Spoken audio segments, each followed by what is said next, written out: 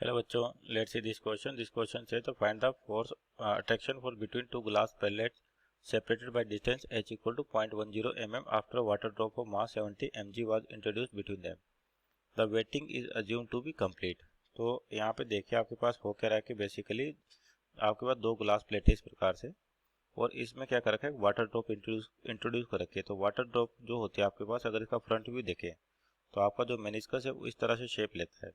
क्यों लेता है? क्योंकि आपके पास सराउंडिंग प्रेशर और जो लिक्विड है अंदर की ओर उसमें प्रेशर में डिफरेंस होता है, जिसको अपन एक्सेस प्रेशर कहते हैं। तो यहाँ पर पहले तो जो की कॉन्सेप्ट आएगा आपके पास कि आपका जो एक्सेस प्रेशर जनरेट हो रहा है वो किसकी वजह से होता है? सरफेस टेंशन के कारण। तो यहाँ पर आप कंसेप्ट लिख सकते हो surface tension. Surface tension, surface tension, या फिर कह सकते हैं अपन जो आपका एक्सेस प्रेशर है। दोनों ही आपके पास की कॉन्सेप्ट हो सकते हैं, एक्सेस प्रेशर और एक्सेस प्रेशर किसकी वजह से जनरेट होता है आपके पास? सरफेस टेंशन के कारण ही। क्योंकि जो सरफेस टेंशन फोर्स है वो क्या कहती है, अगर आपके पास दो डिफरेंट कॉन्टेक्ट सरफेस है तो उनके बीच में, पार्टिकल्स के बीच में क्या होता है? एडेसिव फोर्सेज जनरेट होती है, जिसके कारण अंदर का प्रेशर बाहर के प्रेशर डिफरेंस रहता है। अगर मान लेते हैं इसका सरफेस टेंशन टी है, तो जो आपका एक्सेस प्रेशर होता है बेसिकली वो क्या गिवन होता है अपने को? पी एक्सेस क्या होता है किसी भी कर्वेचर के लिए। जैसे आपको कर्वेचर दिखाई दे रहा है, तो यहाँ पर जो एक्सेस प्रेशर होगा ये होता है surface tension T divide by R. R का मतलब यहाँ पे रेडियस ऑफ कर्वेचर। तो रेडियस ऑफ कर्वेचर यहाँ पर देखिए वेटिंग कंप्लीट है, यानी कि आपके पास जब भी ऐसा होता है, यानी कि pure glass and water contact में होता है, तो आपके पास जो रेडियस ऑफ कर्वेचर है वो रेडियस के बराबर हो जाती है।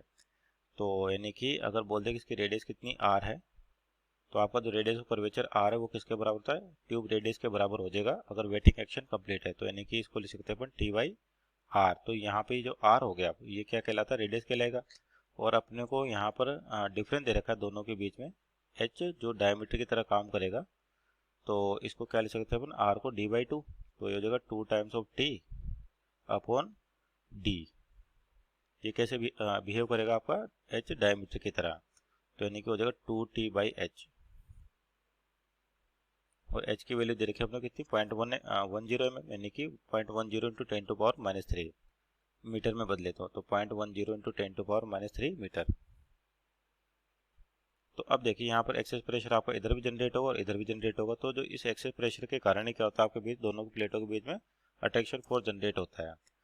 तो ये जो हो जाएगा आपके पास एक्सेस प्रेशर निकाले अपन, दोनों साइड कितना हो जाएगा? पी, और इधर भी पी, तो 2 टाइम्स पी हो जाएगा। तो जो फोर्स लगेगी आपके पास, फोर्स ऑफ अट्रैक्शन जो लगेगा, फोर्स ऑफ अट्रैक्शन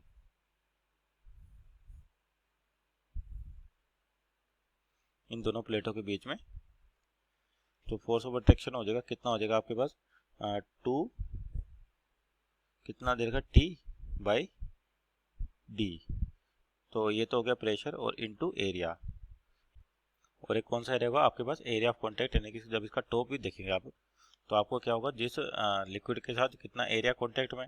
अब आपको यहाँ मास दे रखा है, तो इस एरिया को अपन अगर मास यानी कि वॉल्यूम की फॉर्मेट में लिखे तो आपका हो जाएगा 2t। एरिया हो गया आपके पास ए।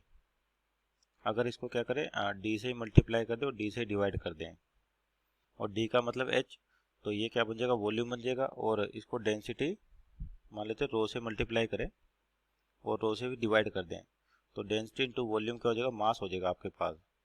तो ये नहीं कि आपके पास एक डी यहाँ पर भी है, तो ये जो आपका फोर्स है ये क्या बन जाएगा? 2t, और ये हो जाएगा mass divide by rho D square.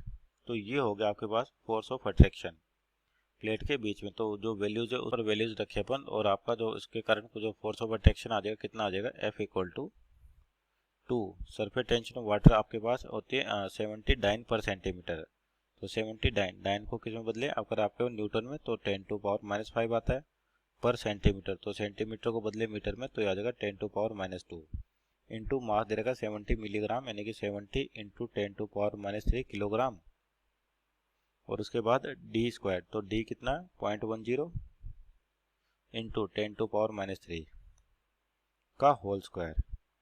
तो यहाँ पर न्यूमेरिकल वैल्यूज कैलकुलेट करने के बाद आपका आता है कितना आ रहा है? ये लगभग आएगा 98 इंटू 10⁻² न्यूटन। तो इसको क्या लिख सकते हैं अपन? F equal to 0.98 newton. So our answer 0.98 newton, that is force of attraction between these two plates. तो यहाँ पर देखिए आपका जो प्लेट्स के कारण जो प्रेशर डिफरेंस एक्सेस प्रेशर है, उसकी वजह से क्या होता है, आपके पास इंटरनली आपके पास प्रेशर डिफरेंस होने के कारण क्या होता है, बाहर से फोर्स लगता है और दोनों प्लेटों बाहर क्यों लगे, यानी कि दोनों प्लेटों के बीच में अट्रैक्टिव फोर्सेस जनरेट होंगे। Hope you understood well, best of luck.